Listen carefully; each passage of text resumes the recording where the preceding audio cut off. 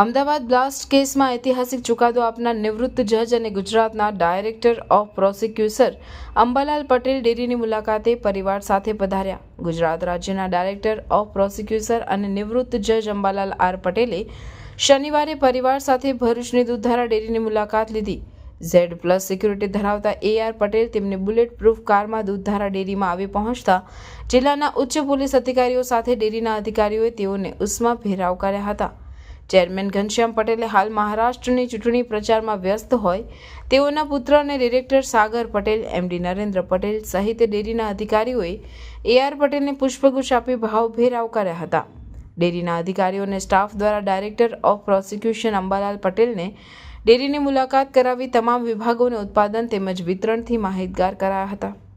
દૂધધારા ડેરીની પ્રગતિ નિહાળી તેઓએ ચેરમેન ઘનશ્યામ પટેલ અને તેમની ટીમને અભિનંદન પાઠવ્યા હતા. ડેરીના પ્રાંગણમાં અંબાલાલ પટેલ દ્વારા પારિજાતક વૃક્ષનું રોપણ પણ કરવામાં આવ્યું હતું અને આવતા વર્ષે તેઓ પુનઃ પધારશે, સાથે વૃક્ષનો ઉછેર નિહાળશે તેવી પણ ખાતરી આપી હતી. ઉલ્લેખનીય છે કે અંબાલાલ પટેલે 2008ના સિરિયલ બ્લાસ્ટ કેસની સેશન્સ જજ તરીકે સુનાવણી કરી હતી.